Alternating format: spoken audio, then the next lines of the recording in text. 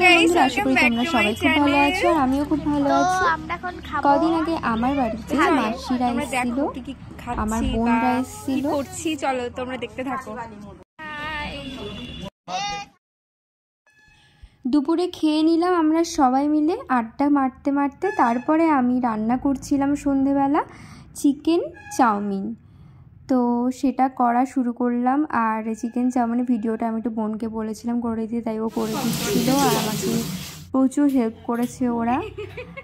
আর তারপরে দেখো আমার সাথেই ওরা দাঁড়িয়ে দাঁড়িয়ে কথা বলছে আর মজা করছে, এই আর কি। আমরা এইভাবে ওরা আসলেই আমার দিনটা কেটে যায়, এত ভালো লাগে ওরা আসলে। আর এই আর কি। আর চাউমিনটা কীভাবে বানিয়েছি পুরোটাই দেখানো হয়েছে, কিছুটা বাদ গেছে লাস্টের দিকে, সেই ভিডিওটা করা হয়নি। কিন্তু যেইভাবে আমি চাউমিন বানাই আমার সেই রেসিপিটা করা রয়েছে, আমার দেওয়াও রয়েছে রেসিপিগুলো সব আমার ভিডিওতে, বড় ভিডিওতে দেওয়া রয়েছে। তাও একবার তোমাদেরকে জানিয়ে দিচ্ছি, ফার্স্টে চাউমিন সিদ্ধ করে নিতে হবে, তারপরে মাংসটা কুচি কুচি করে নিয়ে ওর মধ্যে দিয়ে দিতে হবে গোলমরিচ গুঁড়ো, আদা বাটা, একটু রসুন বাটা আর লঙ্কা বাটা, আর সাথে একটু কর্নফ্লাওয়ার মাখতে হবে, আর নুন হলুদ তো দিতেই হবে হালকা করে। তারপরে কিন্তু মাংসটা ভেজে নিতে হবে। আর এরপরে ডিমটাও সেই রকম নুন হলুদ গোলমরিচ গুঁড়ো দিয়ে ভেজে নেবে। তারপরে তেলটা দিতে হবে, তেলটা গরম হলেই ওর মধ্যে দিয়ে দিতে হবে রসুন আর আদা কুচি।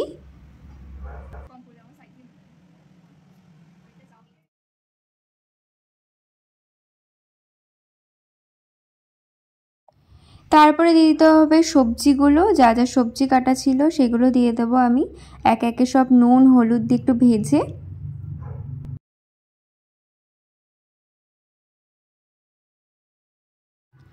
আর হ্যাঁ, পেঁয়াজটা কিন্তু অ্যাড করতে হবে। আর আমি কি কি সবজি দিয়েছি তোমরা দেখেই নিলে। আর ভালো করে ভাজার পরে কিন্তু ওর মধ্যে দিতে হবে soya sauce, tomato sauce, chilli sauce. ভালো করে মাখিয়ে নিয়ে তারপরে চাউমিনটা দিয়ে দেবো। চাউমিনটা দেওয়ার পরে ভাজা ভাজা হয়ে গেলে আমার রেডি চাউমিন। আর এই রেসিপিটি ভালো লাগে তোমরা অবশ্যই লাইক শেয়ার কমেন্টে সাবস্ক্রাইব করো আমার চ্যানেলটিকে। আর তারপরে আমরা পরের দিন পিকনিক ছিল যেহেতু, সেই জন্য সব কাটাকুটি রেডি করে দিয়েছিলাম। তারপরে আমরা কাজকর্ম সেরে একটু সবাই মিলে মজা করে নিলাম।